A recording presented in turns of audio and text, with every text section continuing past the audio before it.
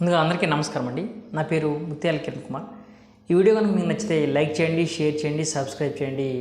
ముందుగా టాపిక్ విషయానికి వెళ్తే Pushpa the rule, Pushpa part 2 2000 మార్క్ని దాటగలదా?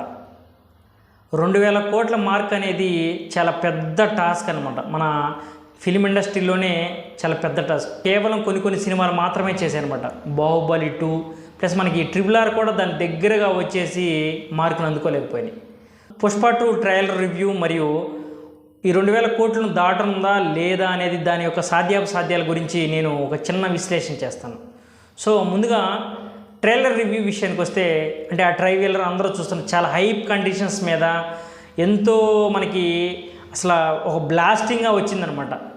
ఒక బ్లాస్టింగ్గా వచ్చి మనకి ఎన్నో సంచలనాలు సృష్టిస్తుంది పుష్ప 2 ట్రైలర్ కూడా. సో ఈ పుష్ప 1 అందరూ చూసే ఉంటారు కదా. పుష్ప 2లో ఈ ట్రైలర్ ద్వారా ఏ స్టోరీ ఉంటుంది అనేది నేను ఒక చిన్న హింట్ టైప్లో ఇస్తాను.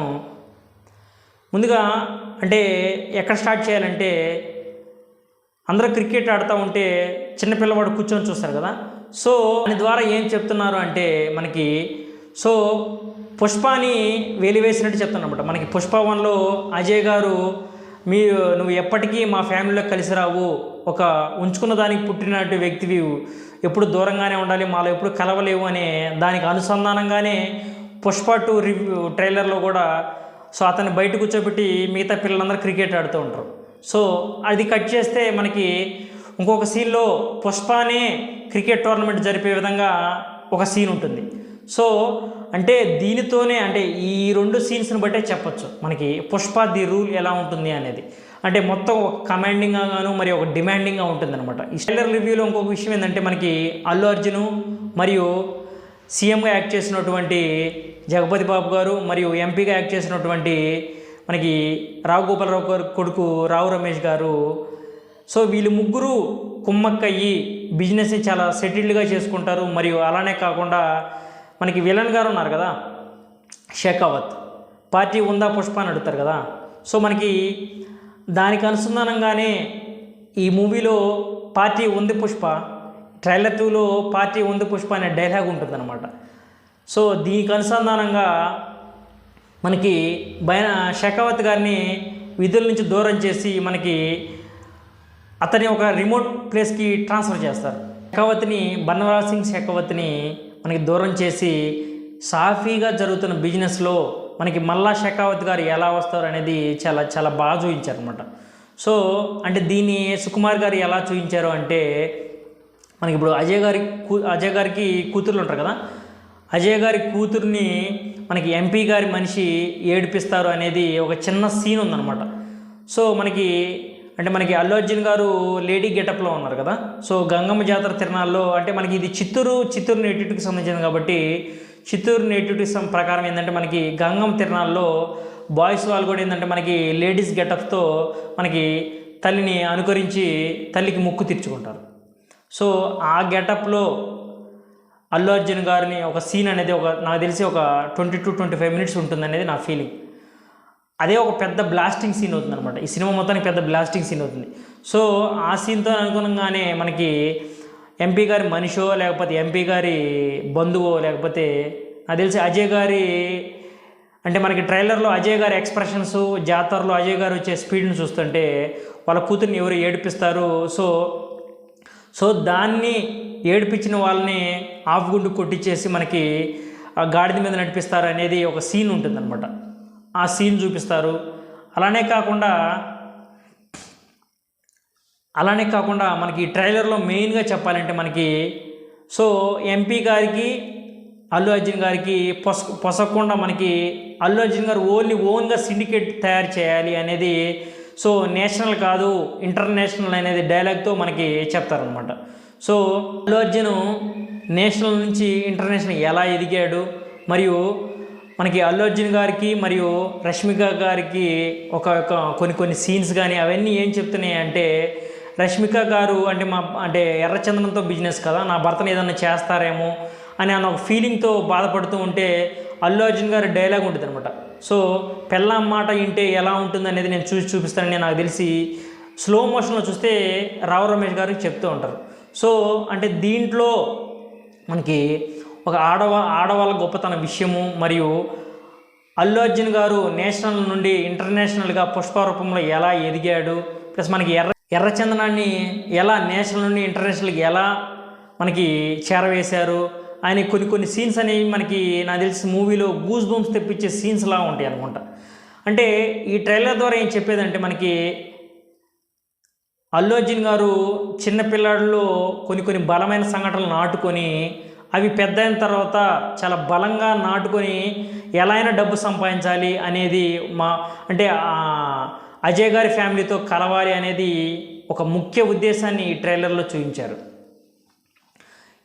ఇది ట్రైలర్ యొక్క రివ్యూ, ప్లస్ మనకి ఒక చిన్న అనాలిసిస్ అనమాట, స్టోరీ లైన్ మీద నా యొక్క చిన్న అనాలిసిస్.